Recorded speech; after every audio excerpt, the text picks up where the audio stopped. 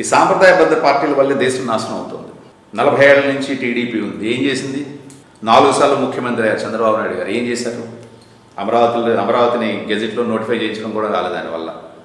10 ఏళ్ల క్యాపిటల్ తర్వాత మనం వదులుకుంటున్నామా, ఇంకా మాకు కావాలా పోరాటం లేదు పార్లమెంట్లో. పోలవరం ఎందుకు పూర్తి కాదో తెలియదు. విఘ్నులైనందరికీ కూడా నా రిక్వెస్ట్, మీరు దయచేసి ఈసారి 2సారో 3సారో నుంచుంటున్నటువంటి ఎమ్మెల్యేకి మాత్రం ఓటు వేయకండి. దానివల్ల దుష్పరిణామాలు తప్పిస్తే ఒక్కళ్ళకు కూడా మంచి జరగదు. నేను రాసిస్తాను మీకు. నేను ఒకసారి సామ్రాజ్యం స్థాపించినటువంటి ఎమ్మెల్యే కానీ, ఎంపీ కానీ, మంత్రి కానీ, ఎమ్మెల్సీ కానీ మీ మాట వినడు. మీతో సంబంధమే లేదు. ఎలక్షన్కి అతను ఎక్కడ కావాలంటే అక్కడ నుంచుంటాడు, డెఫినెట్గా గెలుస్తాడు. 5 లక్షల మెజారిటీ, 2 లక్షల మెజారిటీ, 3 లక్షల మెజారిటీ ఎలా వచ్చేస్తుంది?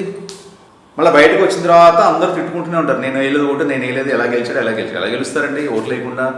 సో కొంతసేపు పోనీ ఆ ఈవీఎంలు లేదా బ్యాలెట్ పేపర్ల మ్యానిపులేషన్ నిజం అనుకుందాం. సో దయచేసి సాఫ్ట్వేర్ ఇంజనీర్లు అందరూ కూడా మీరు రోజు బోర్డులన్నీ ట్రోలింగ్ చేస్తుంటారు, మీమ్స్ పెడుతుంటారు, బ్రహ్మానందంగానే ట్యాగ్ చేస్తుంటారు. అలాంటి యావిగేషన్లో మీరు ఉన్నటువంటి టైంలో ఒక 5 నిమిషాలు ఒక మెయిల్ పంపించండి ఈసీకి, వాళ్ళకి, ఎలక్షన్ కమిషన్ వాళ్ళకి. అయ్యా మాకు ఖచ్చితంగా వర్చువల్ క్యాంపెయినింగ్, వర్చువల్ ఓటింగ్ అనేది మ్యాండేటరీ అవ్వాలి, అది చట్టం రావాలి. ప్రజలు తలుచుకుంటే రాత్రి కూడా పని అయిపోతుందండి, అజిటేషన్ రావాలంతే. ఈ వర్చువల్ క్యాంపెయినింగ్ వల్ల పార్టీలకి డబ్బు సేవ్ అవుతుంది, ప్రజల డబ్బు చాలా సేవ్ అవుతుంది. ఎలక్షన్ టైంలో కానీ, ఎలక్షన్ అయిపోయిన ప్రభుత్వాలు ఏర్పడిన తర్వాత కానీ ఏ పొలిటీషియన్, ముఖ్యంగా అధికార పక్షంలో ఉన్నటువంటి పొలిటీషియన్ మీటింగ్ పెడితే ఆ ఏరియాలో పోలీసు ఉండరు. ఉదాహరణకి ఒక ఏరియా తీసుకుందాం, విజయవాడ ప్రాంతంలో నున్న అనుకుందాం.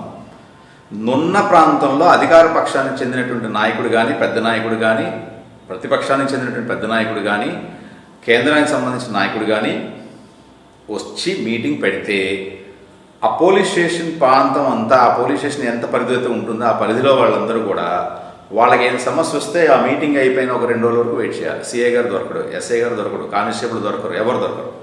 హోమ్ మినిస్టర్ అమిత్ షా గారు వస్తే మొత్తం అన్ని జిల్లాల్లో పోలీస్ యంత్రాంగం అంతా గన్నవరం నుంచి తాడేపల్లి వరకు డిప్లాయ్ అవుతుంది.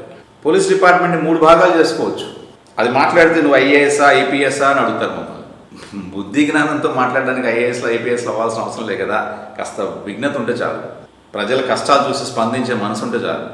ప్రజల కష్టాలంటే నేను కూడా ప్రజల్లో ఒకడినే కాబట్టి, నేను కష్టపడ్డా కాబట్టి, నేను ట్రాఫిక్ జామ్లో ఇరుక్కుపోయాను కాబట్టి నాకు ఇంత ఆక్రోశం, ఆవేశం.